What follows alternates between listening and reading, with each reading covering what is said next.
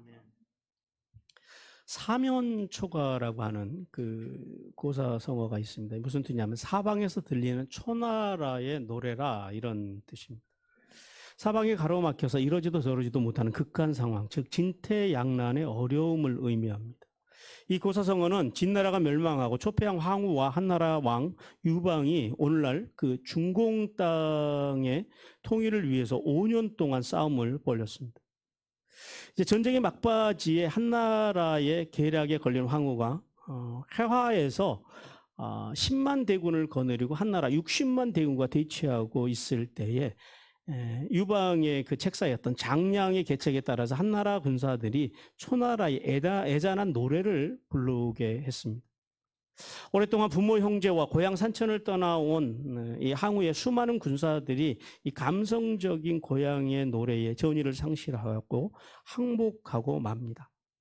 그래서 항우는 그러나 마지막까지 소수의 군대와 함께 이제 전투를 치르다가 결국 오강에서 이제 자결하게 되고, 그래서 한나라의 유방이 이제 오늘날 중공 땅을 그 중공의 중원 땅을 이제 통일하는 데서 그렇게 유래한 말입니다. 자, 오늘 본문을 통해서 하나님께서는 아브라함이 늦은 나이에 얻은 이삭, 그 아들이 잘 자랐음을 기뻐하며 잔치를 벌였다라고 말씀합니다. 그러나 반면에는요, 상속자의 지위를 상실한 이스마엘이 인간적인 시기심으로 인해서 이삭을 이제 조롱하고 학대하는 일이 그 자리에서 일어났습니다. 그래서 이 일로 사라가 하갈과 이스마엘 모자를 추방할 것을 요구합니다. 이에 근심한 아브라함. 그러나 그의 근심을 보신 하나님께서는 그 일로 고민하는 아브라함에게 사라의 요구대로 이스마엘 그 모자를 추방할 것을 하나님께서 명령하십니다.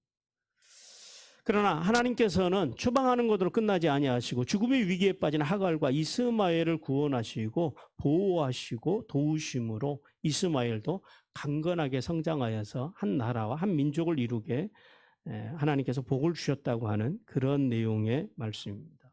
자, 오늘 본문을 통해서 하나님께서 우리에게 두 가지를 말씀하시는데, 첫 번째 메시지 같이 읽겠습니다. 시작. 하나님께서는 예수 그리스도를 믿고 언약 안에 거하는 성도에게 영생을 얻게 하신다. 오늘 먼저 8절과 그 10절 말씀해 보니까요, 하갈과 이스마엘의 추방을 요구하는 사라에 대해서 하나님께서 말씀합니다. 하나님께서는 이삭이 젖을 떼는 날 아브라함이 이제 큰 잔치를 베풀었다고 말씀합니다. 그런데 그날 무슨 일이 생기냐면 이스마엘이 어린 이삭을 학대하는, 놀리는, 희롱하는 사건이 일어났고, 이 일로 인해서 사라가 격분하게 되고 아브라함에게 이 하갈의 모자를 내쫓을 것을 요구합니다. 자, 의료 기술이 발전하지 못했던 그 고대 시대, 그래서 요즘은 그렇게 큰 의미를 안 둡니다만 옛날에는요, 100일 잔치가 굉장히 큰 의미가 있었습니다. 왜냐하면 100일을 못 살고 가는 아이들이 많았거든요. 이 아브라함의 시대에는 더더욱 그랬다라는 거예요. 그래서 아이들이 죽는 일이 흔했던 그 시대, 그 시대에 이제 아이가 그 젖을 뗄 때까지 자랐습니다. 그러니까 보통 그 고대 유대인들은 젖을 몇 살에 떼냐면 만으로 한 3세 정도에서 띱니다. 3세나 4세 때에 아이의 젖을 뗍니다. 그러니까 지금 이삭의 나이가 몇 살이 됐다라는 거예요. 3세가 되었다. 최소한 3세 내지 4세가 되었다라는 거예요. 그래서 그때까지 건강하게 자란 그 이삭으로 인해서 큰 잔치를 베풉니다. 그런데 이 고대 시대의 잔치라고 하는 것은 그냥 단순히 어떤 기념하는 그런 잔치의 개념이 아닙니다. 자신의 부요함과 건재함을 알리는 의미도 이제 가지고 있었기 때문에 이삭으로 인한 그 시대의 거부였던 아브라함의 잔치가 어땠을 거라고 우리가 가히 짐작해 볼 수가 있습니다. 그런데 이 잔치에서, 이 거대한 잔치에서, 이 큰 잔치 속에서 우려했던 한 가지 사건이 일어납니다. 어떤 사건입니까? 불과 3년, 4년 전까지만 해도 누가 그 집의 상속자였어요? 이스마엘이 상속자였습니다. 이스마엘이 아버지의 사랑, 그리고 그 아브라함 공동체의 모든 관심을 받고 있었던 마치 황태자와도 같았다라는 거예요. 황태자였죠, 그 집안에. 그랬던 그가, 그런 예우를 받았던 이스마엘이 불과 3년 4년 전에 이삭이 태어난 그 이삭이 태어남으로 말미암아서 장자권을 박탈당하고 아버지의 사랑을 독차지하고 살던 아들이요. 이제 아버지의 사랑까지도 빼앗겨 버리는 이스마엘. 그때 이스마엘의 나이가 한 16세에서 17세 정도 이제 그때로 봅니다. 그러니까 우리나라로 말하면 중학교 3학년이나 고등학교 1학년 정도 그 정도 되는 나이로 여러분이 보시면 돼요. 근데 그 이스마엘이 어린 이삭, 이제 3살, 4살 된 이삭을 학대하고 멸시하는 사건이 일어나게 됩니다. 이로 인해서 사라가요 화를 내기 시작했고 아브라함에게 이제 하갈과 이혼하고 이스마엘의 모든 상속권을 박탈할 것을 요구합니다. 그러면은 여종이니까 우리 생각에는 사라가 직접 내쫓아도 될 것 같은데요. 왜 하나님께서는 사라로 하여금 아브라함에게 요구하고 하셨을까요? 합법적인, 법적인 절차를 밟아야 됩니다. 왜냐하면 법적으로는 하갈이 아브라함의 아내입니다. 그렇기 때문에 아무리 주인과 여종의 관계일지라도 사라가 함부로 할 수 있는 건 아니었다라는 거예요. 그래서 그 합법적으로 이제 이혼을 요구하고 그리고 이스마엘의 상속권을 박탈할 것을 그래서 이제 정식으로 요구하는 겁니다. 자, 아브라함 가정 속에서 일어난 이 불화를 통해서 하나님께서 오늘 우리에게 3가지를 말씀하시는데요. 첫 번째는 뭐냐면 이 모든 갈등의 원인이 뭐예요? 하나님의 말씀을 아브라함과 사라가 몰라서 생긴 갈등이에요? 아니면 하나님의 말씀을 오해해서 생긴 갈등이에요? 오해해서 생긴 갈등. 하나님의 말씀을 오해했다는 우리 창세기 16장 2절 말씀 같이 읽겠습니다. 사라가 아브라함에게 이르되 여호와께서 내 출신을 허락하지 아니하시니 원하건대 내 여종에게 들어가라. 내가 혹 그로 말미암아 자녀를 낳을까 하노라 하매 아브라함이 사라의 말을 애가 어른들보다 나아요. 보통 사람들이 다 하나님의 말씀을 몰라서 그랬다라고 이야기하거든요. 사실 오해한 거. 자, 하나님께서는 지난날 아브라함과 사라에게 자식을 주겠다고 약속을 했어요. 근데 아브라함과 사라를 통해서 자식을 주겠다고 하나님께서는 계속해서 말씀하시는 거예요. 근데 오늘 16장 사건에서 16장에서 사라가 아브라함이 어떤 오해를 합니까? 아브라함을 통한 자손이면 된다라고 오해를 합니다. 사라는 배제해버립니다. 사라도 굳이 자기가 아니라도 아브라함을 통해서 아브라함의 씨로 낳은 자식은 자기 자식이 될 수 있을 거라고 그녀가 그렇게 오해를 했다라는 거예요. 그래서 그 결과가 뭐예요? 하갈의 배신입니다. 하갈을 통해서 그녀가 이제 고난을 당하는, 그래서 서로 고난을 주고받는 그런 관계로 갔다라는 거예요. 그러니까 이 모든 원인은 하나님의 말씀을 몰라서라기보다는 하나님의 말씀을 오해했다라는 거예요. 잘못 알았다라는 거예요. 어설프게 알았다라는 거예요. 성도 여러분, 이 하나님의 말씀을 오해한 이 죄가, 이 사건이 오늘날 세계의 화약고인 중동을 만들었다는 사실 앞에서 우리가 하나님의 말씀을 잘 모르고 하나님의 말씀을 오해했을 때 생기는 그 문제, 그 죄가, 그 문제가 얼마나 무서운지를 우리는 깨달아야 합니다. 그러므로 예수님을 믿어서 구원받은 성도들은요, 하나님의 말씀을 오해하지 않도록 매일 말씀을 바로 아는 일에 힘써야 합니다. 그래서 우리가 하나님의 말씀을 공부하고 하나님의 말씀을 우리가 부지런히 우리가 읽고 듣고 해야 된다라는 거예요. 말씀을 바로 아는 것이요, 신앙과 삶의 기초입니다. 이걸 깨달아야 됩니다. 그래서 말씀을 몰라서 고난에 빠지지 않도록 매일 말씀과 말씀의 정신으로 살아가는 훈련을 해야 됩니다. 우리는 뭘 잘해야 돼요? 아침 묵상부터 묵상하는 것을 잘해야 됩니다. 그래서 하나님의 말씀으로 훈련받는 일에 게으르지 않는 성도가 되기를 주님께서 원하십니다. 두 번째 이 갈등의 원인은 뭐냐면 편애였다라는 거예요. 편애. 평생 언약의 아들을 기다렸던 아브라함이요, 몇 세에 이삭을 가슴에 품어요? 100세의 가슴을 품어요.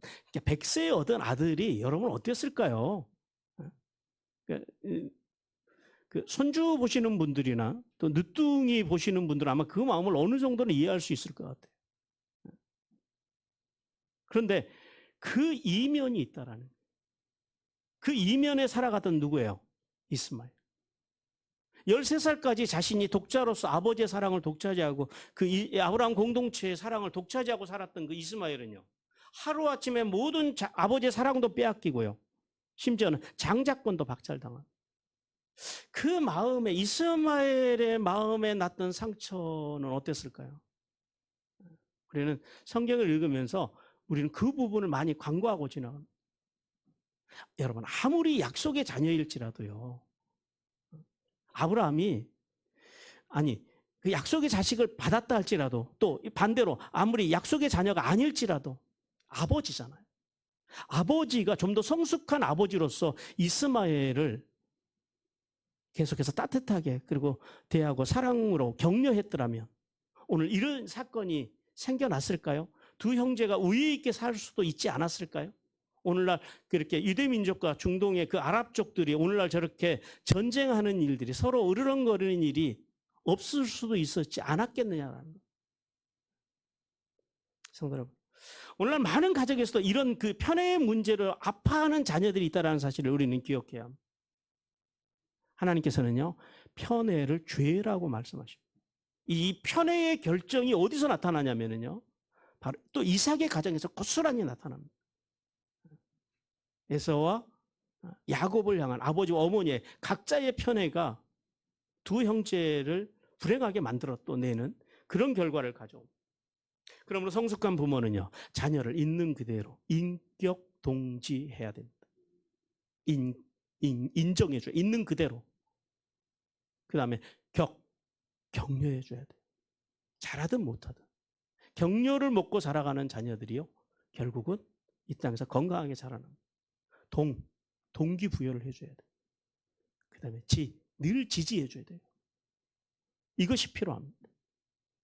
그러므로 가정에서요, 아이들이 어떤 무슨 학습 능력이나 어떤 신체적인 그런 능력 때문에 자녀들을 편애하는 것, 그것이 가정의 불화가 된다는 사실을 깨닫기를 주님께서 원하십니다.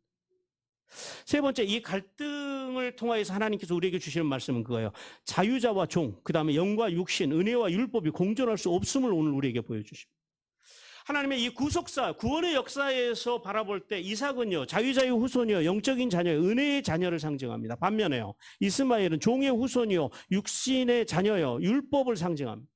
하나님께서는 이삭과 이스마엘의 갈등과 추방을 통한 이 분리를 통하여서 성도가 은혜와 그리고 율법이, 그 다음에 영과 육신이, 그리고 자유자와 종이 이게 함께 살아갈 수 없다라는 메시지를 오늘 우리에게 보여주고 계십니다. 우리는 예수 그리스도를 믿음으로, 그러니까 참된 자유자이신 예수 그리스도, 영으로 오신 예수 그리스도, 은혜로 오신 예수 그리스도를 믿음으로 우리는 이삭의 반열에 들었다라는 사실을 우리는 깨달아야 합니다. 그것이 신앙생활 할 때 중요하더라는 거예요. 그러므로 이 땅에서 아무리 우리가 부자로 살고 또 많은 학식을 가졌더라도요, 예수 그리스도 안에 거하지 않는다면 그 예수 그리스도의 자유와 영과 은혜의 그 그늘 안에 그 울타리에 들어가 살지 않는다면 이스마엘과 같이 어떤 순간에가 되면은요, 영원히 하나님의 나라에서 추방될 수밖에 없다라는 사실을 깨닫기를 주님께서 원하십니다. 그리고 오늘 두 번째로요, 9절에서 13절을 통해서 하갈과 이스마엘로 인해서 근심하지 말라라고 하나님께서 아브라함에게 말씀하십니다. 하나님께서는 사라와 하갈과 사갈이 그 하갈과 이스마엘을 추방하라고 하는 그 말을 그 순간에는 악하게 여깁니다. 그래서 그 순간에는 거절을 합니다. 그런데 오늘 성경에 보니까요, 그 말로 인해서 아브라함이 지금 계속해서 근심하고 있다고 성경은 말씀합니다. 그 근심하고 있는 아브라함에게 누가 찾아오셨어요? 하나님이 찾아오십니다. 그 근심의 자리에 하나님께 찾아오셔서 하갈과 이혼하고 이스마엘을 추방하는 일로 인해서 더 이상 염려하지 말라라고 말씀합니다. 왜냐하면 구원의 역사에서 이삭과 이스마엘이 함께 상속자가 될 수 없으며 동시에 또 이스마엘도 너의 씨기 때문에 내가 이스마엘에게도 합당한 복을 주시겠다라는, 내가 보호하시겠다라는 거예요. 그래서 하나님께서는 구원의 역사와 이스마엘을 사랑하시는 이 두 가지를 동시에 이뤄나가기를 원하셨습니다. 근데 아브라함 입장은 안 그렇죠. 아브라함은 누구예요? 아브라함이 아버지잖아요. 그 아버지로서 아버지의 사랑적인 측면과 그 다음에 도덕적인 측면, 아무리 정실 부인에게서 아들이 생겼다고 그렇다고 해서 두 번째 부인의 아들을 내쫓는 것은 또 도덕적으로 옳지도 않잖아요. 이제 아브라함이 고민했던 시점은 바로 그것입니다. 그래서 사라의 말을 거절합니다. 그런데 하나님께서 그 고민에 빠져있는 아브라함에게 오셔서 사라의 말이 옳다라고 지적을 해주십니다. 그러면서 하나님께서는 아브라함에게 두 가지의 말씀을 통해서 사라의 요청으로 인해서 근심하지 말 것에 대해서 말씀하시는데요. 첫 번째는 뭐냐면 이삭을 통해서만 구원의 언약, 그러니까 구속사의 언약이 흘러갈 것이라고 말씀합니다. 하나님께서는 이삭이 후손이라 해야 참된 아브라함이 후손이 될 것이라고 선포하시면서 종의 아들이 이삭과 함께, 그러니까 종의 아들이 은혜의, 그러니까 자유자의 아들과 함께 기업을 얻지 못한다고 하는 그 사라의 주장, 그것이 옳다라고 하나님께서 말씀하면서 사라의 손을 들어주십니다. 우리 갈라디아 4장 30절 같이 읽습니다. 시작. 그러나 성경이 무엇을 말하느냐? 여종과 그 아들을 내쫓으라. 여종의 아들이 자유 있는 여자의 아들과 더불어 유업을 얻지 못하리라 하였느니라. 그러므로 인간적인 부정, 아버지의 사랑보다 하나님께서는 뭐가 더 크다라는 거예요. 아버지의 사랑만 놓고 보면 어떻게 아들을 떠나보냅니까? 근데 하나님께서는 떠나보내라는 거예요. 뭘 위해서요? 하나님의 구원의 역사를 위해서 떠나보내라고 말씀하십니다. 그 아들을 추방하라고 말씀하십니다. 성도 여러분, 항상 우리가 기억해야 할 것은 하나님의 구원의 역사는 어떠한 인간적인 정보보다 크다라는 사실을 깨닫기를 오늘 주님께서 원하십니다. 그러므로 은혜로우신 예수 그리스도를 믿어 구원받은 성도들은요, 모든 일보다 구속사와 하나님의 나라와 교회가 먼저라는 사실을 깨닫기를 오늘 본문을 통해서 주님께서 우리에게 말씀합니다. 그리고 두 번째는요, 두 번째 하나님 주신 언약은 비록 이스마엘이 이삭과 같이 구원의 언약이 흐르는 후손은 아니지만은 그를 통해서 큰 민족을 이루어 주겠다고 약속하십니다. 창세기 17장 20절 같이 읽습니다. 시작. 이스마엘에 대하여는 내가 내 말을 들었나니 내가 그에게 복을 주어 그를 매우 크게 생육하고 번성하게 할지라. 그가 12두령을 낳으리니 내가 그를 큰 나라가 되게 하려니와. 자, 하나님께서는 하나님의 구원의 역사를 무엇보다도 중요하게 이끌어 가시지만요, 동시에 뭘 중요하게 생각하세요? 사람이요. 하나님께서는 어떤 당신의 역사를 위해서 사람들을 희생시키고 사람들을 이용하시는 하나님이 아니시라는 겁니다. 구원의 역사는 역사들을 인도해 가시지만 하나님께서는요, 이스마엘을 또한 하나님께서 사랑해 주셨다. 이스마엘의 인생을 하나님께서 보호해 주셨다라는 거예요. 하나님께서는 이스마엘에 대한 언약을 오늘 본문을 통해서 재차 확인해 주십니다. 이제 27장에서 이 할례 사건 때 하나님께서 이 말씀은 이제 주신 거고요. 그것을 다시 오늘 이제 사라로 인해서, 사라의 말로 인해서 고민하고 있는 아브라함에게 나타나셔서 내가 지난날 했던 약속을 분명히 이룰 것이라고. 그러니까 걱정하지 말고 이스마엘을 내보내라는 거예요. 그래서 구원의 역사를 이뤄갈 것이고, 동시에 이스마엘은 이스마엘대로 이제 이 땅에서 번성의 복을 하나님께서 주시겠다고 말씀하십니다. 그게 하나님의 약속입니다. 그래서 실제로요, 하나님 창세기 25장에 가잖아요. 이스마엘이 아들을 몇 명을 낳느냐면요, 12명의 아들을 낳습니다. 그래서 실제로 12민족을 이루는 복을 받습니다. 성도 여러분, 우리가 왜 인생의 문제를 만나면 그 문제를 만날 때마다 왜 우리가 근심하고 살아간다고요? 이유가 뭐라고요? 살아 있으니까. 우리는 살아가는 동안 인생의 문제는 끊임없이 만나게 되어 있어요. 그리고 문제를 만나면 사람이 근심하는 것은 지극히 정상적인 거라는 거예요. 그러니까 근심하는 것 자체는 죄가 아니에요. 문제를 만나는 것도 저주도 아니에요. 뭐 살면서 문제 안 만나는 사람이 어디 있겠습니까? 그 문제 만나면 근심하는 게 맞지요. 그러나 우리가 한 가지 기억해야 할 것이 있어요. 예수 그리스도를 믿어서 구원받은 성도가 기억해야 할 것은 하나님은 그 모든 일을 통해서 뭘 이루신다고요? 협력해서 선을 이루신다는 사실입니다. 우리 로마서 8장 28절 같이 읽겠습니다. 시작. 우리가 알거니와 하나님을 사랑하는 자, 곧 그의 뜻대로 부르심을 입은 자들에게는 모든 것이 협력하여 선을 이루는, 이 믿음이 있어야 된다라는 거예요. 그러므로 성도는 때때로 인생의 문제가 풀리지 않을 때, 그리고 인간이 우리가 근심 속에 있을 때, 그럴지라도요, 그럼에도 불구하고 실수 없이 우리의 인생을 이끌어 가시는 하나님, 우리 인생의 문제를 풀어가신 하나님, 그 하나님을 믿는 믿음이 중요하다라는 거예요. 근심을 뛰어넘어서 근심을 하나님께 드리고 믿을 줄 알아야 된다라는 거예요. 계속해서 근심에 쌓여 있는 것은 그것은 분명히 죄라고 말씀하십니다.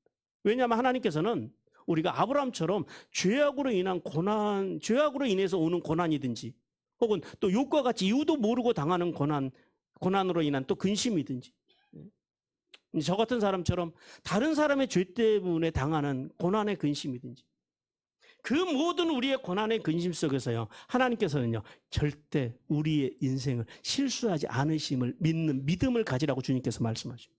그게 중요하다라는 거예요. 그러므로 구원받은 성도는요, 어떤 근심이 와도 실수하지 않으신 하나님을 믿고 담대하게 쉬고 하나님께로 돌아가는 은혜를 누리시기를 주님께서 원하십니다.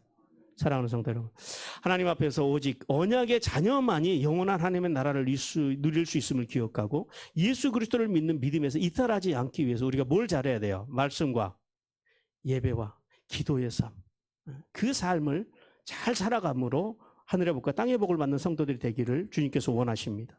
또한 문제가 오고 근심이 오면 어떻게 해야 돼요? 그 속에서 협력해서 선을 이루시는 하나님을 믿고 담대하게 살아가면서 그 주님이 주신 은혜를 누리는 성도들이 되기를 우리 주님께서 간절히 원하십니다. 자, 두 번째 메시지 우리 같이 읽겠습니다. 시작. 하나님께서는 세상 모든 사람이 예수님 안에서 구원받기를 원하십니다. 오늘 계속해서 14절과 19절 말씀을 통해서 보니까요, 하갈과 이스마엘에게 언약을 주시고 도우시는 하나님에 대해서 말씀합니다. 자, 하나님께서는 아브라함이 하나님의 말씀에 순종하였다고 그럽니다. 아브라함이 참 이걸 잘해요. 이 어르신은 헛갈리게 살다가도 고민하다가도 하나님이 말씀하시면은 조금도 하나님의 말씀 앞에서 주저치 않는 그런 그 아주 탁월한 믿음을 가지고 계신 어른이십니다. 오늘 성경에 보니까 그래요. 아침에 그럽니다. 아침에. 이게 뭐냐면 새벽에라는 말이에요. 새벽에. 새벽 일찍같이 일어나가지고 뭘 준비하시냐면은 당신이 손수 떡과 물 한 가죽 부대를 준비하십니다. 그리고 가족들이 이제 자리에서 일어나니까 해가 떠서 자리가 일어나니까 일어나자마자 하갈에게 하나님의 말씀 그대로 순종합니다. 하갈의 어깨에 메워주고 이스마엘과 함께 아브라함의 공동에서 떠나게 했다라고 성경이 말씀합니다. 어떻게 보면 참 매정하죠. 근데 매정함의 관점보다도요, 순종의 관점으로 우리는 봐야 됩니다. 하나님이 그렇게 말씀하시면 그렇게 순종하고자 했던, 그렇게 따르고자 했던 그 아브라함, 그것이 아브라함의 믿음을 위대하게 했다라는 거예요.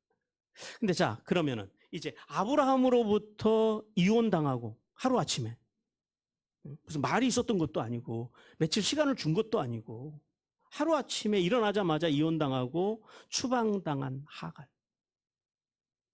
오늘 성경에 보니까 하갈이 어디로 갔다 그래요? 브엘세바 광야로 들어갔다 그래요. 그리고 그 땅에 들어가서 방황했다라고 이야기합니다. 브엘세바. 그리고 물이 떨어져서 죽을 상황이 되자 오늘 성경에 보니까 하나님을 향해서 부르짖었고 그 부르짖음을 드신 하나님께서는 사자를 보내서 아브라함에게 주셨던 그 언약을 하갈에게 주십니다. 그리고 눈을 밝게 하셔서 물을 발견하게 하심으로 이제 하갈과 이스마엘을 살아가게 하셨다라고 말씀하십니다. 자, 그런데요, 하갈은 이미 한번 그 아브라함 공동체를 떠났던 그 경험이 있는 여인이었습니다. 그러면 우리 생각에는 하갈이 아브라함 공동체에서 쫓겨났으면 어디로 갔을 거라고 생각을 해요? 자신의 고향 애굽으로 떠나가려고 했을 겁니다. 원래 처음에 그랬거든요. 사라가 학대할 때에 그녀가 도망 나와서 애굽으로 내려갑니다. 그런데 오늘 뭐라 그래요? 본문에서 애굽으로 내려가지 않고 브엘세바 광야로 들어갔다 그래요. 왜 그랬을까요? 왜 애굽으로 미츠라임으로, 애굽이 미츠라임이거든요. 미츠라임 애굽으로 내려가지 않고 왜 브엘세바 광야로 들어갔냐라는 거예요. 이 오늘 본문 속에서 여러 가지 상황을 볼 때에 이 남편으로부터 버림받은 하갈, 그리고 또 그것도 혼자도 아니고 아들과 함께 추방당한 쫓겨난 그 하갈의 그 마음이 다 무너졌던 것 같아요. 그래서 브엘세바로 아들과 함께 죽기 위해서 브엘세바 광야로 들어간 것으로 보입니다. 한 세 가지 정황으로 우리가 볼 수 있는데요. 오늘 첫 번째 정황은 14절입니다. 방황하더니 그럽니다. 방황하더니. 이 방황하다라고 하는 단어가 히브리어로 타라고 그러거든요. 잘못 행했다라는 거예요. 무슨 말이냐면 살기 위해서 브엘세바로 들어간 것이 아니라 아브라함으로부터 이혼당하고 아들과 함께 쫓겨난 하갈이요. 이 상처 그리고 이 상실감 때문에 이스마엘과 함께 아들과 함께 죽기를 원했다라는 거예요. 그래서 방황이다. 잘못 들어섰다라는 거예요. 잘못된 길로 들어선 것. 그래서 이제 그렇게 첫 번째 정황을 알 수가 있고요. 그다음 두 번째 정황은 뭐냐면 15절에서 두고라고 하는 단어입니다. 이 두고라고 하는 단어를 헬라어로 샬라크라고 그러거든요. 이게 무슨 말이냐면 집어 던지다라는 말이에요. 오늘 성경 말씀 그대로 보면은 그래요. 물이 떨어지자 하갈이 이스마엘을 관목 덤불, 이제 이게 숲풀이거든요. 그 숲풀 아래에다가 물건 던지지 아들을 집어 던졌다라는 거예요. 물론 아들을 집어 던지진 않았겠죠. 그러나 그런 마음으로 아들을 거기다 그냥 던졌다라는 거예요. 이게 이제 두 번째 정황입니다. 이게 정상적인 살고자 하는 부모의 모습은 분명히 아니다라는 거예요. 엄마의 모습은 아니다라는 거예요. 그다음 세 번째 정황은 뭐냐면 아들을 거기다가 던져놓고 화살을 쏟는 닿는 거리, 이 거리를 학자들이 대략 한 300m를 봅니다. 왜 300m나 떨어졌을까요? 성경학자들이 이 300m 정도로 보는데 두 가지 의미를 발견할 수가 있어요. 첫 번째는 뭐냐면 자기가 죽어가는 모습을 아들에게 보이기 싫은 거예요. 두 번째는 또 반대로 아들이 죽어가는 모습을 참아 볼 수가 없더라. 그래서 300m면 광야에서 300m면 굉장히 멀리 떨어진 거리거든요. 그럼 보이지 않거든요, 서로가 죽어가는 모습을 보여주지 않고 보이지 않기 위해서 그렇게 떨어지지 않았을까라고 이제 그렇게 해석을 해봅니다. 만약에 그녀가 살려고 그랬으면은요, 브엘세바가 아니라 분명히 어디로 가야 돼요? 애굽으로 내려가야 됩니다. 왜냐하면 애굽으로 가는 길이 멀지도 않아요. 걸어서 한 이틀이면 가거든요. 넉넉하게. 또 아들이 무슨 갓난아기도 아니고 조그마한 어린이도 아니고 고등학교 1학년 정도 수준이니까 충분히 아들과 함께 갈 수 있다라는 거예요. 그래서 이러한 정황들로 봐서 그녀는 아들과 함께 죽기로 마음을 먹고 브엘세바로 들어갔을 것이라고 봅니다. 그런데요, 자비로우시고 은혜로우신 하나님께서는요, 이렇게 삶을 포기하려는 하갈과 이스마엘을 돌아보셨습니다. 하갈이 이제 죽기 전에 그냥 죽은 것이 아니죠. 그렇게 이제 죽음을 맞이하기 위해서 아들과 멀리 한 300m 정도 떨어져서 있으면서 아들과 엄마가 양쪽에서 하나님을 향하여 부르짖었다라는 그 상실감, 그 아픔을 하나님 앞에 호소했다라는 거예요. 그때요, 하나님께서 그들에게 사자를 보내십니다. 그리고 그들에게 뭘 주세요? 두 가지를 주십니다. 언약의 말씀을 주십니다. 그리고 또 하나는요, 물을 주십니다.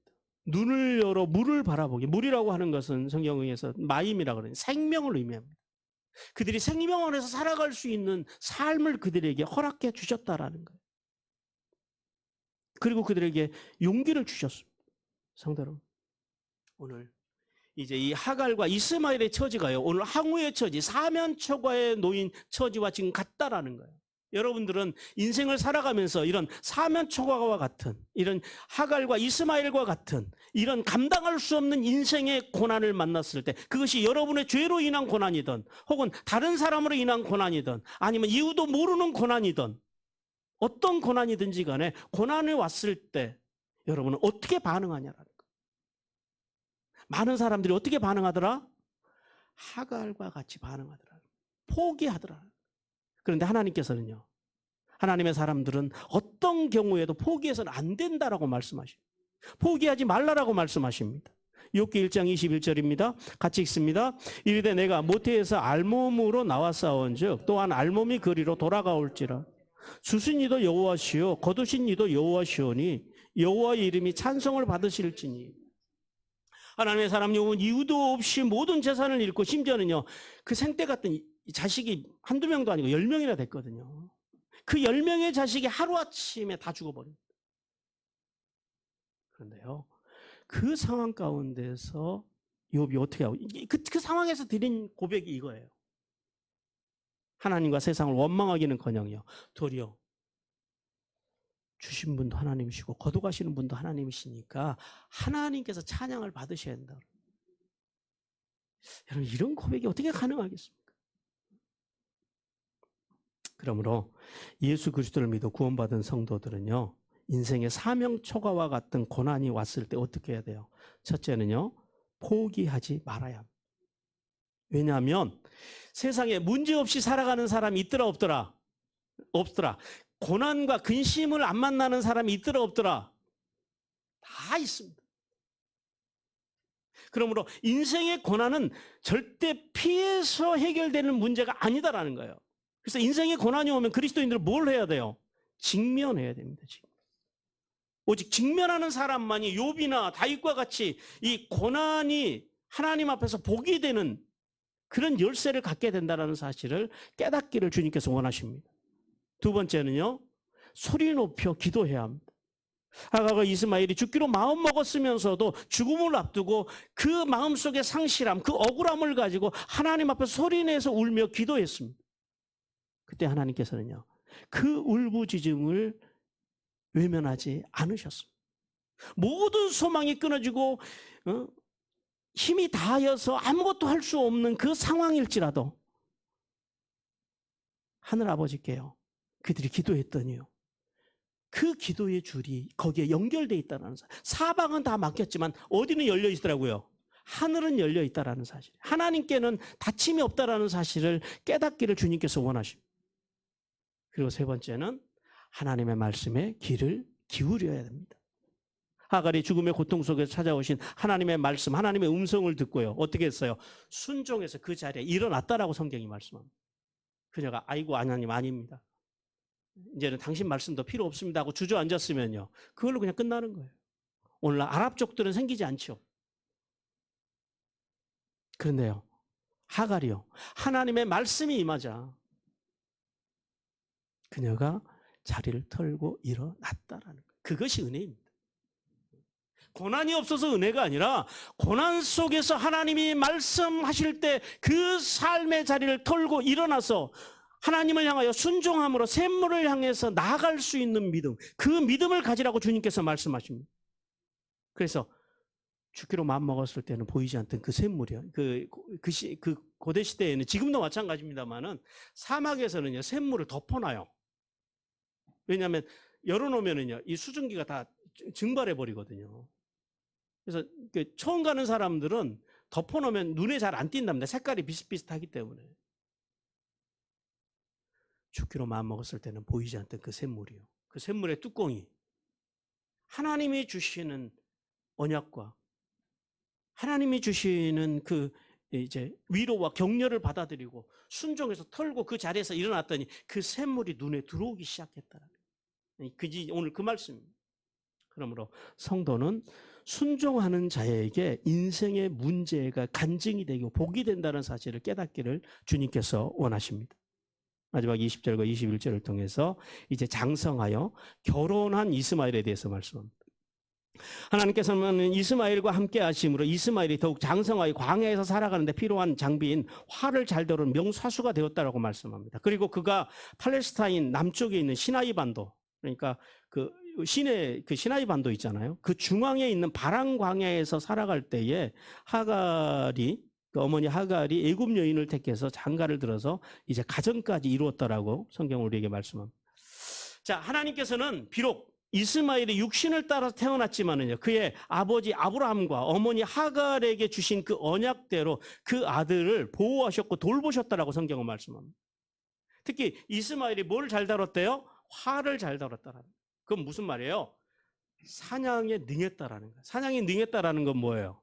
먹고 사는 문제는 아무 걱정 없이 살았다라는 거예요. 한마디로 말해서 잘 살 수 있는 환경을 하나님께서 열어주셨다라는 겁니다. 그리고 그가 이제 사냥과 함께 목축업을 하면서 그가 이제 점점점 번성해 갑니다. 그런데요, 이스마엘이 한 가지 달랐던 것이 있어요.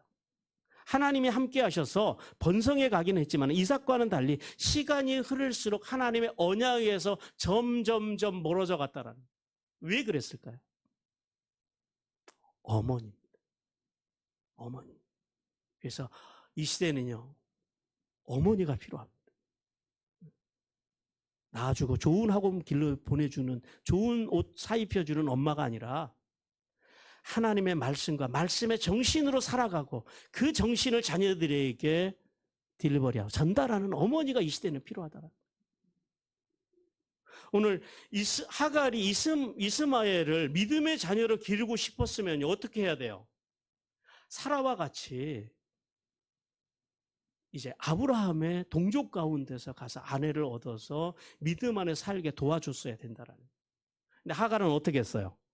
자신의 종주, 애굽 여인을 가서 찾아다가 이제 이스마엘에게 아내로 줍니다. 아내로 삼아서 살아가게 합니다. 그것이 어머니의 교육이 그만큼 중요하다라는 거예요. 애굽 출신의 어머니의 교육. 본문에서 하갈이 그 아버지의 믿음의 전통이 아니라 자신의 전통, 이방을 숭배하고 우상을 숭배하였던 그 전통을 따라서 살아가게 함으로 인하여서 이스마엘이 결국 여호와의 신앙을 잃고 그 후손들이요, 지금 모든 신앙을 잃어버리고 살아가게 하는 이제 그 빌미를 제공한 것이 바로 하갈이었다라는 거예요. 그래서 실제로 오늘날도 유대인들은 아버지가 유대인이든 이방인이든 엄마가 유대인이어야지 유대인으로 인정을 해줍니다. 그러니까 아버지가 이방인이어도 상관이 없어요. 근데 엄마가 유대인이면 그 아들은 유대인으로 받아줘요.